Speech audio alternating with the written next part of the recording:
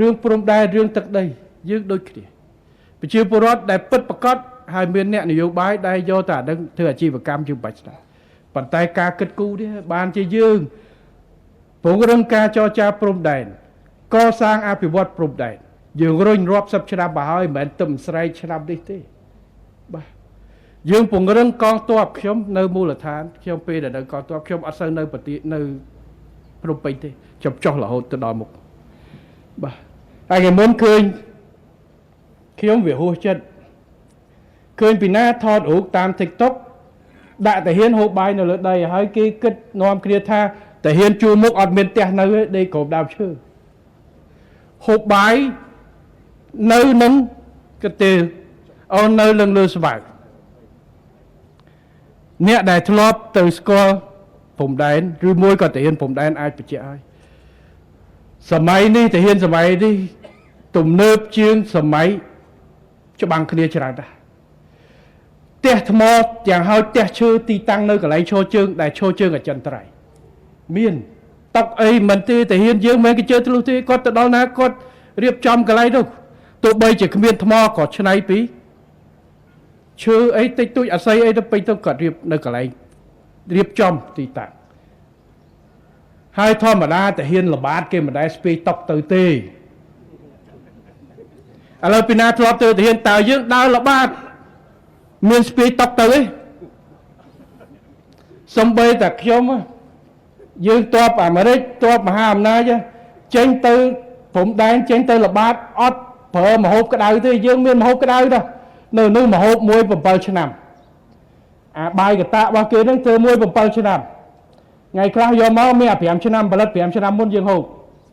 ដាក់ក្នុងកប៉ៅហើយតាមក្បួនគឺអត់ឲ្យសល់អីទេខ្លាចគេចាប់ធំក្លិនធំអីហ្នឹងអញ្ចឹងតាហ៊ានណាក៏ដោយតែល្បាតហើយគ្មានស្ពាយតុកទៅទេបាទទីតាំងអចិន្ត្រៃយ៍ពេលណាដែលយើងទៅបោះប៉ោងអង្កេតការកន្លែងណាភ្លាមកន្លែងខ្លះទៅដាក់តង់ភ្លាមយើងអត់ធ្វើទីតាំងអចិន្ត្រៃយ៍ទេចប់យើងរើចេញវិញតែត្រឡប់មកប្រទេសរបស់យើងអានឹងមានទីតាំងអចិន្ត្រៃយ៍អញ្ចឹងខ្ញុំឃើញអ្នកខ្លះនៅកូរ៉េអ្នកខ្លះបងប្អូនគាត់ថាតាហ៊ានស្រុកខ្មែរនឹងវេទនាដែរ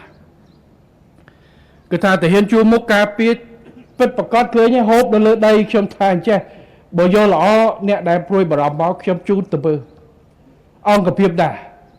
ទីតាំងឈរជើងខ្ញុំចុះទៅព្រំដែនចុះទៅដល់ចំណុចឈរជើងចំណុចដែលចំណុចអចិន្ត្រៃយ៍យើងមានលេនដ្ឋានបេតុងយើងមានអាគារបើមិនបេតុងក៏ឈើនៅទីនោះរៀបចំគ្រប់គ្រាន់ខ្ញុំគ្រាន់តែប្រាប់ខ្ញុំទទួលស្គាល់ថាខាងមុខអត់មានម៉ាស៊ីនជែកទេបាទតែហ៊ានជួមុខអត់ម៉ាស៊ីនជែកខ្ញុំហ៊ានទទួលខ្ញុំទទួលខុសត្រូវនឹងថាអត់មានទេបាទហើយក៏អត់ត្រូវដាក់ម៉ាស៊ីនជែកនៅតែហ៊ានជួមុខដែរព្រោះអត់មានភ្លើងហើយបងប្អូននៅជួមុខក៏អត់ត្រូវការម៉ាស៊ីនជែកដែរគាត់ត្រូវការប្រទេសសូឡាសាក់អគុយសាក់អីផ្សេងបាទធម្មជាតិនៅទីនោះតែតាហ៊ានជួមុខរាជរដ្ឋាភិបាលមួយឆ្នាំក្នុងមួយថ្ងៃយើងថែមប្រាក់បំពន់ហូបឲ្យគាត់3000ចង់មួយជា2ជាមួយអ្នកនៅជួរក្រោយមួយឆ្នាំយើងចំណាយអស់ទី2ដីនៅតាមជួរមុខតាហ៊ាននៅអង្គភាពជួរមុខយើងចែករៀបចំផ្ទះរៀបចំដីជូនគ្រួសារគាត់ច្រើនក្រសួងដែនដីក៏ធ្វើបានច្រើនពេលដែលយើងឈូសផ្លូវទៅមុខយើងរៀបជូនគាត់ខែល្ងាខែភ្លៀងបន្ថែមទៅលើគោលរបបរបស់កងទ័ពស្បៀងអាហារគឺមានធានាជាប់បន្ថែមទៅលើនោះសម្ដេចតេជោក៏បានបន្តផ្ដល់យូរនឹងបន្តផ្ដល់អាវភ្លៀងអាវល្ងាខែភ្លៀងអាវភ្លៀងខែល្ងាអាវល្ងាផ្ដល់ជូនជាប្រចាំសម្រាប់ទាហានជួរមុខនេះគឺជាការយកចិត្តទុកដាក់ហើយកងទ័ពរបស់យើងនៅជួរមុខគាត់ប្រចាស់ការបានគ្រាន់តែយើងបញ្ជូនទ័ពទៅតំបន់អូអាឡៃអូតង្កើដែលអត់ទាន់មានអត់ដែលមានផ្លូវមានអីទាំងអស់ពេលដែលយើងការពារទីនោះបញ្ជូនទៅតែមួយអាទិត្យយើងឡើងទៅមើលអង្គភាពចូលជើងទីនោះគាត់មានសួនបន្លែគាត់សម្អាតគាត់ធ្វើផ្ទះធ្វើអីរបស់គាត់ហើយបើថាតាហ៊ានសម័យនេះអត់មានគ្រាន់តែតុកអង្គុយហូបបាយនៅព្រំដែនខ្ញុំមិនជឿប៉ុន្តែខ្ញុំជឿតែពេលដែលគាត់ដើរល្បាតអត់មានទេបាទហើយបើតាហ៊ានណាដើរល្បាតស្ពេកតុកស្ពេកអីខ្ញុំសុំបង្ហាញមុខខ្ញុំអស់ បាទតែហ៊ានណាដែលដើរល្បាតស្ពេកភ្លើងស្ពេកអីហើយស្ពេកຕົកស្ពេកអីទៅទៀតអត់ទេវាអត់ត្រូវក្បួនបាទនេះគឺសូមឲ្យបញ្ជាក់ការយកចិត្តទុកដាក់ទៅដល់កម្លាំងការកសាងការការពារទឹកដីរបស់យើងកងទ័ពរបស់យើងនៅព្រំហើយឥឡូវនេះឃើញតាម Facebook តែហ៊ានខ្លួនឯងមិនដែលធ្វើទេតែតាអ្នកគេថាស្នេហាជាតិខ្លាំងខាងថៃក៏គេបរោះតែទ័ពថៃទៅខាងខ្មែរក៏បរោះទ័ពខ្មែរទៅបន្តិចតិចអូថៃត្រៀមលើកទ័ពមកវាយយើងហើយនៅខាងថៃក៏បរោះអូខ្មែរលើកទ័ពបញ្ជូនត្រៀមមកវាយគ្នាហើយចង់ម៉េចតែហ៊ានជួមុខគេធ្វើការគេដឹងកន្លែងណាព្រំដែនអាដាមឡាំជាទៅទីនេះថ្ងៃមុនចោះតើដែរកន្លែងណាដែលយើងកំណត់ត្រូវចរចាដើម្បីធ្វើការកន្លែងណាដែលយើងត្រូវបោះបកគោលហើយឯកភាពគ្នាហើយវាព្រំដែនយើងវាលំបាកទីមួយបន្សល់ពីជំនាន់បារាំងព្រំដែនខ្លះអត់មានជាព្រំដែនទេជាមួយប្រទេសឡាវជាមួយប្រទេសវៀតណាមដូចអត់មានទេព្រំដែនរដ្ឋបាលពីពុតមួយថៃយើងមានអនុសញ្ញាសន្ធិសញ្ញា1907ដែលនិយាយព្រំដែនគោកព្រំដែនទឹកយើងមិនទាន់ចរចាទេយើងនៅបន្តចរចាយើងមានការការទៀមទារបស់យើងពីឆ្នាំ72ចដទល់ទៅចដអីខ្ញុំគ្រាន់តែសូមបញ្ជាក់ថាព្រំដែនទឹកស្អីកោះគុតកោះអីតំបន់ត្រួតស៊ីគ្នានេះអ្នកខ្លះខំស្អីយើងប្តឹងយើងស្អី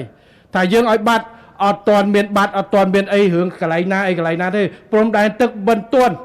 បានចរចាឯកភាពគ្នាទេហើយការទៀមទានៅដោយខ្សែ72អីពីមុនហ្នឹងក៏យើងនៅបន្តទៀមទាដើម្បីជាមូលដ្ឋានចរចាអត់មានទាន់លះបង់ស្អីកន្លែងណាទេហើយអញ្ចឹងកុំនិយាយរឿងបិទរឿងស្អីណានោះ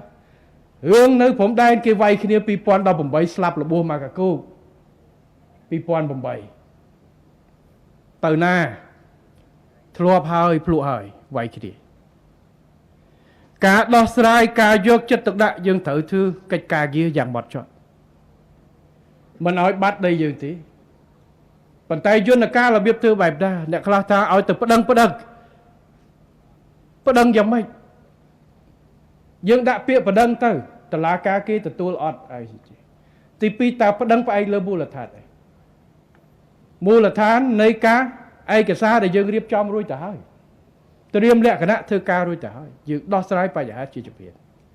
អ្នកខ្លះទៀមទាឲ្យយើងចេញថានេះរបស់យើងក៏នោះរបស់យើងមិនទាន់លេងបៀផងយើងបង្ហាញស្លឹកបៀទៅហើយបាទ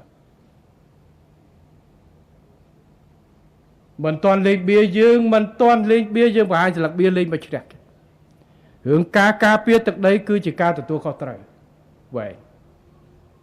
អញ្ចឹងសូមកុំយករឿងបែបនេះយកមកប៉ុន្តែត្រឡប់ទៅវិញយើងត្រឡប់ទៅលើការខិតខំប្រឹងប្រែងដោយការទទួលខុសត្រូវតាំងពីយើងអត់មានបោះបកគោលព្រំដែនសោះជាមួយប្រទេសវៀតណាមចាប់ពីដោយពីស្នួលឡើងទៅដល់កតុយនេះពីមុនមកឥឡូវយើងបោះច្រើនណាស់នៅសល់តែ 16% ឥឡូវ 16% នោះយើងកំពុងចរចាដើមដើម្បីទុកប្រសាទតាំងពីអត់មានបកគោលមានបកគោលតាំងពីអត់មានផ្លូវមានផ្លូវតាំងពីអត់មានមនុស្សនៅទៅមានមនុស្សដែរហើយឥឡូវតំបន់ជាច្រើនដែលយើងអត់មានមនុស្សទៅយើងនឹងឈានទៅដល់ការធ្វើផ្លូវដើម្បីភ្ជាប់ឲ្យមានមនុស្សទៅនៅទីនោះដែលចូលរួមនៅក្នុងការការពារទឹកដីរបស់យើងអញ្ចឹងបើសិនជាគេជេរយើងរឿងបាត់ទឹកដីយើងមានតែខិតខំកសាងការពារទឹកដីតាមរយៈការវាស់វែងចរចាដើម្បីការពារផលប្រយោជន៍របស់យើងបោះបកគោលព្រំដែនឲ្យជាប់ការការពារពង្រឹងព្រៀបការពារជាតិការការពារអភិវឌ្ឍតាមព្រំដែនរបស់យើងត្រៀមលក្ខណៈការពារគ្រប់បែបយ៉ាងទាំងអស់បាទអ្នកដែលប្រកែអ្នកដែលអួតអ្នកដែលចង់វាយគ្នាអ្នកដែលចង់ផ្ដាច់គ្នារាជរដ្ឋាភិបាលពេលដែលយើងធ្វើការប្រយុទ្ធគ្នា2008 2011យើងប្តឹងទៅ ICJ នៅខេត្តព្រះវិហារយើងធ្វើការងារយន្តការនេះអស់ហើយយើងដឹងថាវិធីសាស្ត្រណាដែលត្រូវដើរយើងមិនត្រូវស្លាប់គឺថាកលារបស់យើងហើយយើងត្រូវកោតការទៅ រៀបចំគណៈកម្មការព្រំដែនអាណត្តិនេះក៏បានជួបគ្នាគ្រោងជួបគ្នាដើម្បីធ្វើការងារបន្តទៀតការដោះស្រាយព្រំដែនតាមយន្តការយើងមានយន្តការព្រំដែនរបស់យើងជាមួយថៃថ្នាក់ភូមិភាគកងទ័ពជាមួយកងទ័ពថ្នាក់ JBC GBC រដ្ឋមន្ត្រីក្រសួងការពារជាតិទាំងពីរជាប្រធានហើយថ្នាក់ JBC គឺគណៈកម្មការជាតិព្រំដែនទាំងពីរដែលធ្វើការចឹងយន្តការ3ថ្នាក់យើងបានដោះស្រាយជាប់ជាបដាទៅហើយរឿងព្រំដែនមិនមែនជារឿងមួយថ្ងៃនោះទេហើយរឿងប្តឹងរឿងលើកតបទៅໄວវាអត់ដោះស្រាយបញ្ហាអីទេជាពិសេសរឿងវាយគ្នាកងទ័ពទេបាទរឿងការប្រើច្បាប់ប្រើបច្ចេកទេសច្បាប់អន្តរជាតិយើងត្រូវបន្តទៅដើម្បីធានានៅផលប្រយោជន៍របស់យើងបាទប្រទេសវាយគ្នាណាប្រទេសវាយគ្នាទីបំផុតត្រឹមតែមកដកថយទៅកន្លែងដើមវិញក្រោយពីស្លាប់អស់មកគុកដកថយរក្សាដោយមុនបង្កើតបញ្ហាហើយរឿងខាងថៃអ្នកនយោបាយថៃថាអានេះបោះគេអានេះបោះគេនិយាយតែខ្លួនឯងទៅអត់មានតតទស្សគាត់ថ្ងៃមុនអ្នកនយោបាយថៃស្រែកថាតាមន់ធំអីបោះគេនាំគ្នាមកចង់មកលើកទង់ជ័យលើកអីស្រែកថាបោះគេទីបំផុតតាហ៊ានថៃទប់មិនឲ្យមកបើសិនជាអានឹងប្រកាសជាមិនមានបញ្ហាគេឲ្យចូលបោះឥឡូវដោះស្រាយទៅសម្រាប់យើងត្រៀមលក្ខណៈហើយយើងនឹងបន្តជំរុញទៅទៀតខាងការពារជាតិកងកម្លាំងប្រដាប់យុទ្ធគឺយើងត្រៀមផ្លូវច្បាប់ផ្លូវបច្ចេកទេសគឺយើងធ្វើការហើយនេះហើយគឺជាអ្វីដែលយើងធ្វើវិធីសាស្ត្រមានដោះស្រាយច្រើនខុសគ្នារដ្ឋាភិបាលនីមួយៗមានគោលនយោបាយនិងវិធីសាស្ត្រដោះស្រាយដូចគ្នាខុសគ្នាគោលដៅតែមួយទេការពារទឹកដីរបស់យើងអ្នកខ្លះប្រើវិធីក្តៅអ្នកខ្លះប្រើវិធីត្រជាក់អ្នកខ្លះប្រើវិធីទាំងក្តៅទាំងត្រជាក់ជាការចរចាអ្នកខ្លះបខំឆេះអ្នកខ្លះត្រូវការវាខុសគ្នាទាំងអស់កន្លែងណាត្រូវការធ្វើអីម៉ាឡេស៊ីហើយថៃហ្នឹងក៏ដោះស្រាយព្រំដែនតនអស់នៅត្រួតទីគ្នាតំបន់ទឹកដើម្បីច្រើននៅសមុទ្រចិនខាងត្បូងមើលប្រទេសប្រមាណតែមានបញ្ហាជាមួយខាងចិនមាន4ប្រទេសក្នុងនោះ3ប្រទេសគឺគេយកវិធីត្រជាក់ឲ្យគណៈកម្មការបច្ចេកទេសនៅពេលដែលគេធ្វើការរកស៊ីអីជាមួយគ្នានៅក្នុងតំបន់នោះសួរថាទេបានបោះឲ្យព្រំដែនទៅប្រទេសណាអត់ទេគេរកវិធីប្រទេសមួយមានបញ្ហាប្រើវិធីក្តៅជុលគ្នារឿងវិធីខុសគ្នាហើយប្រទេសខ្លះរដ្ឋាភិបាលមួយក៏រកវិធីក្តៅរដ្ឋាភិបាលមួយវិធីត្រជាក់ដោះស្រាយទៅរឿងតែប៉ុណ្្នឹងប៉ុន្តែសួរថារដ្ឋាភិបាលទាំងអស់ក្បត់ជាតិទេអត់ទេរាជរដ្ឋាភិបាលកម្ពុជាក៏ដូចគ្នាយើងធ្លាប់ប្រើប្រាស់វិធីក្តៅវាយគ្នាហើយយើងធ្លាប់ប្រើប្រាស់វិធីច្បាប់ហើយកន្លែងណាដែលយើងត្រូវការចរចាបន្ថែមទៀតដើម្បីដោះស្រាយបញ្ហាព្រោះទំនាក់ទំនងប្រទេសទាំងពីរប្រទេសជិតខាងមិនខុសមានទំហំធំបាទសំបីតែនៅថៃរាល់ថ្ងៃនេះខ្ញុំមើលសំបីនៅសភាឬក៏រដ្ឋគណៈបកប្រជាថៃឬកំពុងតែជេររដ្ឋាភិបាលថៃថាម៉េចក៏មិនទៅយកកោះគុតមិនក៏មិនទៅដាក់ទ័ពនៅនេះដាក់ទ័ពនៅនោះបាទឥឡូវបរដ្ឋាភិបាលលោតប្រជាទ័ពបោយើងក៏មានអ្វីញ៉ាខ្លីដែរប៉ុន្តែសួរស្លាប់ពីណាគេទ័ពថៃទ័ពខ្មែរសួរតែអ្នកដែលស្រែកនឹងមានពីណាទៅអត់អ្នកដែលរុញទៅនឹងទៅអត់បាទទាំងនៅថៃទៅយើងអ្នកដែលគេថាជ្រុលគេស្រឡាញ់ជាតិជ្រុលតែម្នាក់ឯង